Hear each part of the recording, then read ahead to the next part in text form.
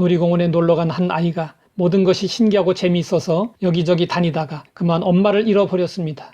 그 순간부터 아이의 눈에는 그 어떤 것도 들어오지 않았습니다. 미아 보호소에서 아이에게 맛있는 아이스크림을 주며 울음을 달래보려고 했지만 소용이 없었습니다. 엄마를 잃어버린 그 아이에게는 오직 엄마를 만나는 것 외에는 다른 어떤 것도 필요하지 않았습니다. 우리 인생도 마찬가지입니다.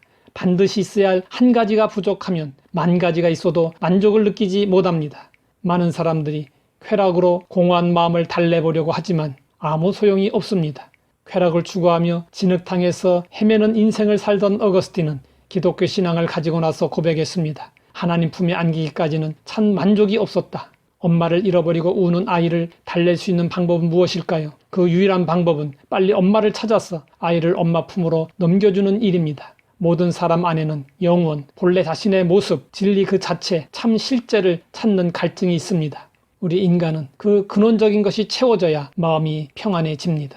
하나님은 그 갈증을 채워주시고자 우리를 신앙의 자리로 부르시고 계십니다. 1960년대 우리 대한민국은 무척 가난했습니다. 그때 사람들은 가난에서 벗어나려고 무진 애를 썼습니다. 지금 이 시대의 사람들은 그 어느 때보다 잘 입고 잘 먹고 좋은 집에서 잘 살고 있습니다. 그러나 아이러니하게도 이전보다 더 심한 갈증과 불만족과 고독 속에 살고 있습니다. 풍요 속의 굶주림이고 군중 속의 고독입니다.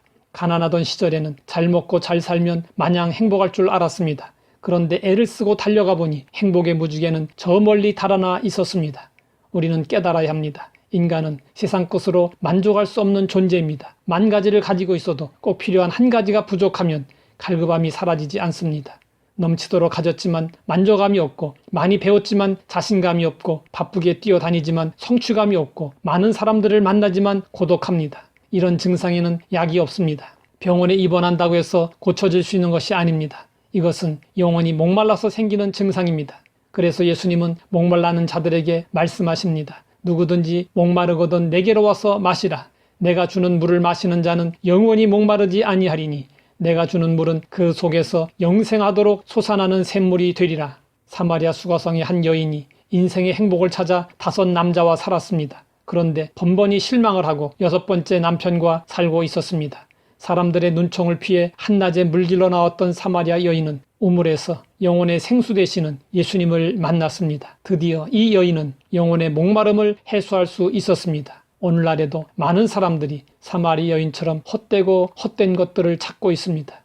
목이 마르면 물을 마셔야 하듯이 영혼이 마르면 영혼의 생수이신 예수님께로 나와야 합니다. 예수님이 주시는 물을 마시는 자는 영원히 목마르지 않습니다. 예수님이 주시는 물은 우리 심령 안에서 영생하도록 솟아나는 샘물이 됩니다.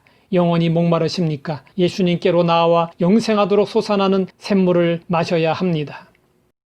하나님 아버지, 우리가 1만 가지를 가지고 있었어도 한 가지가 부족했습니다. 그래서 사마리아 여인처럼 목말라 했습니다. 그러나 이제는 예수님이 주시는 생수로 인해 목마름을 해결하게 되어 감사합니다. 예수님 안에서 만족을 누리며 다시는 헛된 것들을 찾지 않게 하옵소서. 예수님의 이름으로 기도드립니다.